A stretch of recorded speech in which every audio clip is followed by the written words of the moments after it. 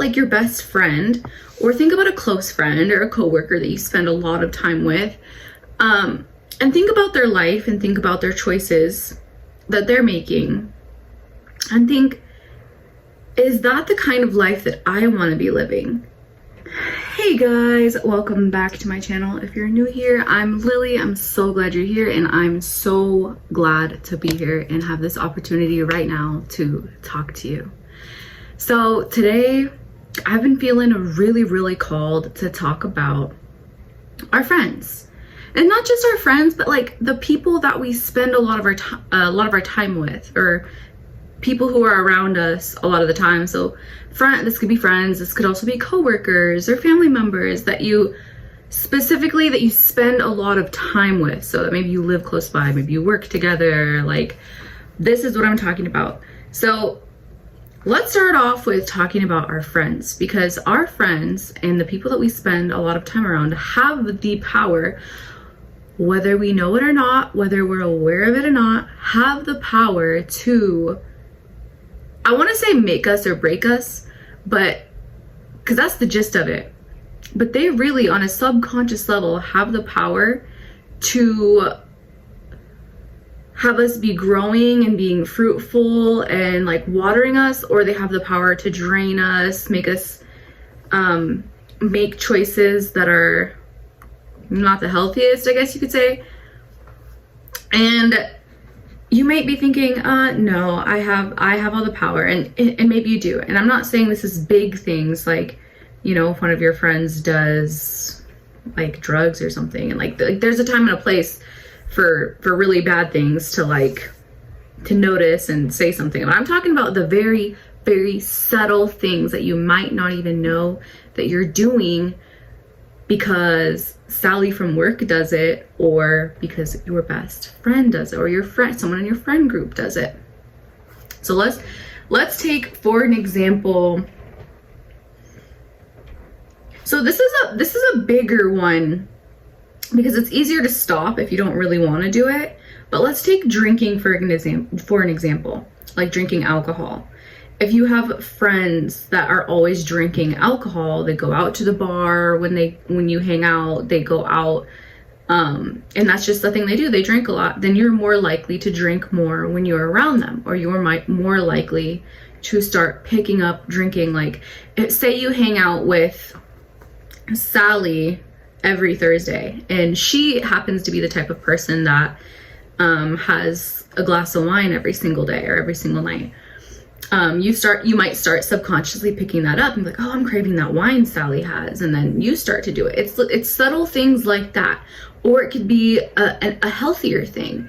Maybe someone that you live next door to, that you talk to frequently because like you see them a lot, they're neighbors. Maybe they go on a walk at 10 a.m. every morning, and you see them going on a jog, feeling fresh, smiling, walking their dog, whatever it is, and you're like, and then you start like, well, maybe I should go on a walk. And then you pick up that habit and you start going on a walk every day. And then that's something that is beneficial for you. And I'm not saying, by no means am I saying that you should cut any of your friends off, or that you're better than any of your friends because you don't do said things, or vice versa, whatever. That they're better than you because they go on their 10 a.m. walk with their dog or whatever. But what I am saying is be conscious, be aware of habits that you may have picked up on, lingo even. Not that that's a big deal or anything, but like you start to pick up the lingo that your friends are talking or speaking. The way that you speak, the things that you do are very, or can be very influenced by the people that you hang around. So think about that for a minute, and think about like your best friend, or think about a close friend or a coworker that you spend a lot of time with, and think about their life and think about their choices that they're making, and think, is that the kind of life that I want to be living? Because if you're spending a lot of time with this person, that your lives start to mend. Think of like, I love this analogy because it's seen a lot, but like a rotten piece of fruit, when it's sitting next to a fresh piece of fruit, eventually the rotten piece of fruit starts to mold and rot the fresh piece of fruit. And that's exactly what happens with us and the people that we hang around as well. So this also comes around to boundaries as well. So if you're hanging around someone who's like, hey, let's go to, I don't know, let's go to the hookah bar or something, and you're like trying to quit smoking or trying to quit nicotine, but they're not trying to quit. That's just their thing. That's what they do, and that's okay. That's their thing. That's fine. But it may be harder for you to be like, no, set that boundary. I'm not gonna do that. Or, so one thing for me is, so I don't smoke, and I have friends that smoke, and that's totally fine. Like, every once in a while, like, you know, socially there will be things here and there, but like, I'm talking about but what was I saying? But you may notice that, like, if that's what your friends are going to go do, you may notice maybe you start to distance yourself more, because if that's like all that they're going to go do, like, I'm not, like, maybe you don't feel like going doing that. Or like, if you have a friend group, for example, that is really into a certain activity that maybe you weren't into before, but once you get into that friend group, you start getting into that activity. And again, this activity can be anything. Like, it can be a sport, it can be positive, like, so it could be clubbing, or it could be playing golf, like, whatever it is. Your friend group and your friends are going to influence the actions that you take, and like things that you do and habits that you form in your life. So what are we at? 6 minutes. Okay, so I just want to get my point across that it's very important to think about, because I've noticed this. So I had this friend, so I had a friend and she had a friend, and this friend would like talk about this friend, but then I don't know, I've heard gossiping is like a form of witchcraft. I gotta look more into that. But I noticed that the thing that this friend was saying about this friend, well, in her life, and this is happening, this has happened, started to happen in her life. And I was like, that's really interesting. I'm no longer friends with them, but I thought that was really interesting. And it made me become aware too of like, okay, well, I like what I'm doing. I like the life I'm living. I don't want to be a part of, I guess, the things that are going on in their lives, or things that are happening in their lives. Like, I don't want to be a part of that. I don't want that energy to like taint mine type of deal, you know? So just keep that kind of stuff in mind. And I was reading Let Them by, what's her name? Why can't I think of her name right now? She's super popular. I'll put her name right here. And it's a great book, and she was talking about friends, and this is kind of where I got the idea to talk about it, because I was already thinking about it. And so if you want to like read more on that in the Let Them theory, read that book. It's so good. I'm not finished with it yet, but it's so good. And then going on about friends too, also, what was I going to say? Oh yeah, if you want to know, if you're hanging around a friend group, or you have a good friend, or someone that you think is a good friend, and you're wondering if this person maybe is like the right friend for you, I'm going to give you some tips really quick to know if a friend really is a real friend.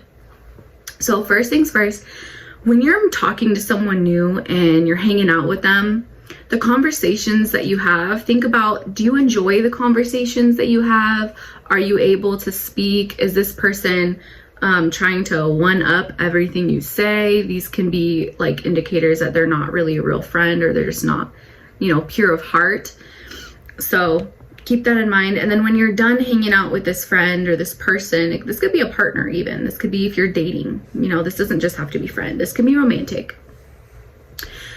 After you're done hanging out with this person or talking to this person, FaceTiming, whatever, if you have to analyze or question things that they said, or what did they mean by that, or I don't really know if I liked the way that made me feel, then this person probably is not, that's a red flag for sure.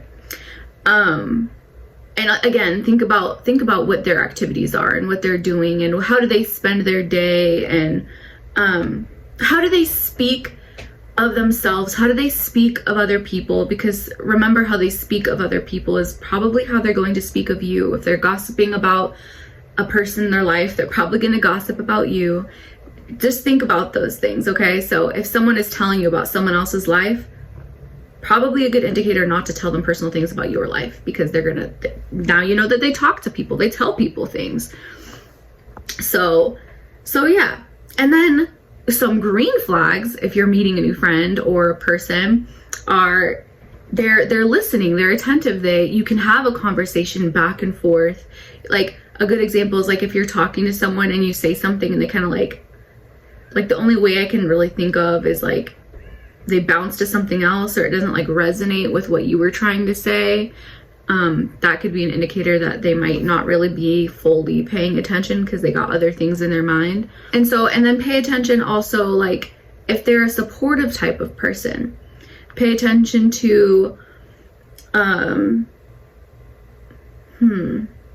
trying to figure out how to put this into words, because it's sort of like an energy type of feeling. It's not really something I could say that they do physically or say, but a lot of times your nervous system will relax around people that are safe, around people that make you feel loved, what's the word? Not unapologetically, that's not the word. Unconditionally. People who make you feel love unconditionally. You can do things, say things, and it's all good fun, right? So these are all indications that a person that you're hanging around is good for your energy and is not going to drain you. Leeches, for example, these are the type of people that are gonna come around when they need things, and when they don't need anything, they're gonna dip, or they're not gonna just hit you up anymore, ask to hang out, because maybe you were the light for them. That is a thing for a lot of things. Like if you are a light, then people are moths to that light. So keep that in mind. I want to pull a little card for you, as always, because which deck? I don't use this one. I don't think I've ever used this one with you guys yet. Just a little message, because I mean, if you are making friends right now, and if you're an adult too, if you're an adult and you're watching this, making friends as an adult is hard. It's so different because we're so busy. We all have our lives. We have our kids, our husbands, wives, whatever it might be, our jobs. Like as a kid, it was so easy because we were all in the same time in our lives. We were all kind of going through similar stuff, playing the same sport, same club, interested in the same things. It was just so much easier to find friends in school. And as an adult, like you don't know what phase of people's lives they're going to be in when you move next door to someone or find a new job. All right, so we have nothing has gone wrong and awakening. So yeah, so yin and yang, yin yang. So if we're going to regard this to friends, I just want to say, again, if you do notice a friend is doing something that you aren't particularly fond of, that does not mean that you don't need to be friends with them, okay? That's not what I'm saying. I just want you guys to be aware, and I'm preaching to myself, okay? Because I'm not the type of person that like makes friends very often. I'm very, very homebody. I'm very introverted. And I really take my energy seriously, and I take my peace very seriously. So, and I know how much power friends in your life have to take from that peace and to take from vital energy if they're not the right friend. So I just wanted to speak on that today. So I'm going to read this for you because it might apply. In the last few days, a change came out of the blue. It may have felt like your body and mind moved through a crack in reality as your life altered course so suddenly. Deep within, you have been craving change, and this situation brings new and different experiences to your life. You may be feeling a little lightheaded and dazzled by the brilliance of this expanded version of you, but you're doing so well. It is now time to catch your breath and settle into your new outlook. This is an opportunity to look at your thoughts, ideas, and reactions to your potential success. As you become aware and implement change, you can rise above the limits people or situations have placed on you. This card depicts the trigram, I think I'm saying that wrong, trigram of the I Ching, the Book of Changes, with a yin and yang symbol. This is a reminder that everything changes, that nothing can exist on our physical plane without its opposite, and neither is superior to the other. You can't stop anything that is manifested, but it can serve as an inspiration to create new paths aligned with your soul truth. That's great. So yeah, awakening, I feel like this is very like self-explanatory. Maybe you're awakening right now to noticing like, oh, I don't know if this is a friend for me, or I don't know if I want to be doing that. Maybe you're awakening to figuring out you need to set more boundaries. But with this one, again,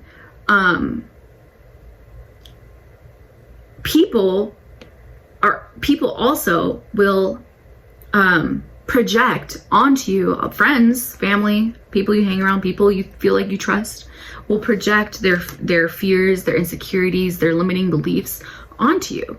So if you have a dream, for example, say you want to start a YouTube channel, and you tell your friend, and they're like, oh, you don't think people are going to make fun of you? Like, they're projecting their fears and their insecurities on you. That type of thing too. So that's another way to look at, the people you're spending your time with, the people you tell, the people you bring your light. Are they adding to your light, or are they taking from your light? Okay? Because that's another big thing, is trusting people with your dreams. And I have a big belief that it's important to keep your dreams to yourself. There's scientific reasons, and then I have the spiritual reasons. The scientific reasons that I believe that you should keep your dreams to yourself and your goals is because when you tell somebody your goal, it actually creates, I think it's dopamine. I can't remember. I'll have to relook at that.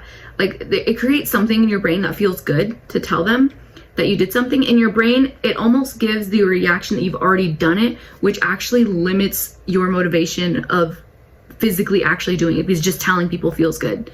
So, and then the spiritual reason is because when you do tell people things like, oh, I'm going to start a business, and then there's going to be people that are going to be jealous. There's going to be people that are, giving you the evil eye. And I feel like that energy, if you don't protect yourself, really can affect the outcome and the successes of your endeavors and of the things that you want to start. So yeah, very important. This is why it's so important to really pay attention to who you're around. Are they supporting you? Are they jealous of you? Are they secretly jealous of you? Are they giving you those like backhanded compliment type of deal? Not your friend.